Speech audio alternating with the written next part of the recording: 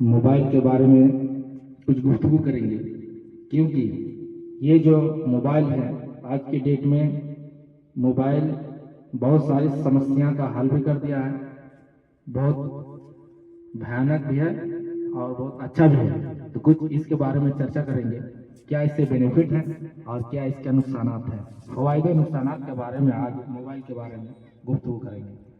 तो सर इसके बारे में थोड़ा बहुत जानकारी दीजिए। आज छोटे छोटे बच्चे के हाथ में भी मोबाइल है। कुछ फैमिलीज में देखा गया कि बच्चे जब रोते हैं तो फौरन उसको मोबाइल चालू करके देखते हैं। कुछ बच्चे ऐसे होते हैं जो मोबाइल जब तक उसको ना दिया जाए तब तक वो चुपेगा ही नहीं। तो सर यही सोल्यूशन है कि बच्चे को मोबाइल दे दिया जाए या फिर कुछ और उसके लिए सोल्यूशन निकाला जाए? क्योंकि कहीं ना कहीं देखा जा रहा है समाज और माशरे में कि मोबाइल एक बहुत बड़ा हथियार आइटम बम की तरह समझा जा रहा है, क्योंकि इसमें सारा वक्त इंसान का खींच कर लेता है, उसको पता भी नहीं चलता है। तो इसके बारे में फवायद और नुकसानात की चंद जुमलों को हमारे फेसबुक फैमिलीज को दें ताकि इससे बेनिफिट उठा सके और इसके नुकसानात से बच सके। सर देखिए, मोबाइल एक ऐसा हथियार है जिसमें फायदा उठाने के लिए बहुत फायदा है। जो फायदा उसे उठा सकता है उससे बहुत फायदा उठा सकता है।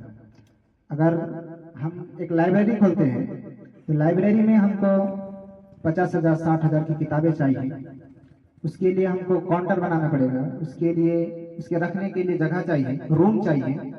तो 50,000 का अगर हम किताबें रखते हैं तो उसमें हमको 1.5 लाख रुपया का कमरा चाहिए, रूम चाहिए। तो इसीलिए मोबाइल में फायदा यह है कि एक लाइब्रेरी हम मोबाइल में रख सकते हैं।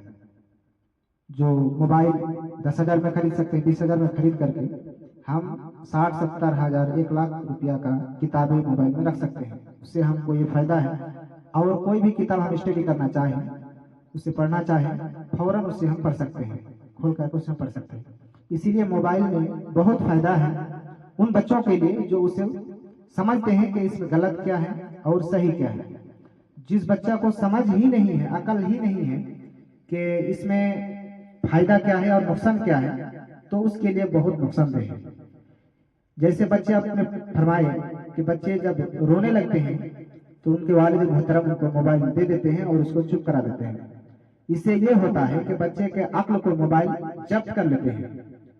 मोबाइल जब बच्चे देखना शुरू करते हैं तो मोबाइल में जो कॉमेडी है वो कॉमेडी देख करके बच्चे खुश होते हैं, यानी वो कॉमेडी वो मोबाइल बच्चे के जहन को जब्त कर लेते हैं।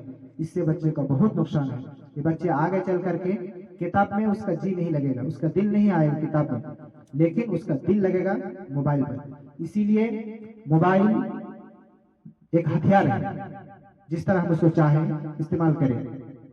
लेकिन अहम बात यह है कि छोटे बच्चे को मोबाइल देना ये सही नहीं है। इसीलिए कोशिश करें कि छोटे बच्चे को मोबाइल ना दें, क्योंकि छोटे बच्चे के लिए उसकी एक अहम मदरसा उसकी माँ की गोद होता है। माँ की गोद से बच्चे को एक सही तरबियत ना मिले तो बच्चे आगे चल करके अपने आप को सुधार नहीं सकता है। इसीलिए मोबाइल को हटाना होगा, बच्चे से मोबाइल को दूर रखना होगा और बच्चे को जिस चीज की जरूरत है, जैसे इस्लामिक हिसाब से इस्लाम के मुताबिक बच्चे को पहला कलमा तैयबा याद कराना होगा। उसके बाद दुआएं, बहुत सारी दुआएं हैं, सबको बच्चे को याद कराना होगा। सोने की दुआ, खाने की दुआ, छोटी छोटी दुआ बच्चे को याद कराया जाए और मोबाइल बच्चे से बहुत दूर रखा जाए, ताकि जो मोबाइल बच्चे के दिल को और बच्चे के जहन को वो जज्ब कर लेते हैं, उससे दूर रखा जाए। माइंड को खींच कर अपने तरफ लेके आ जाते हैं।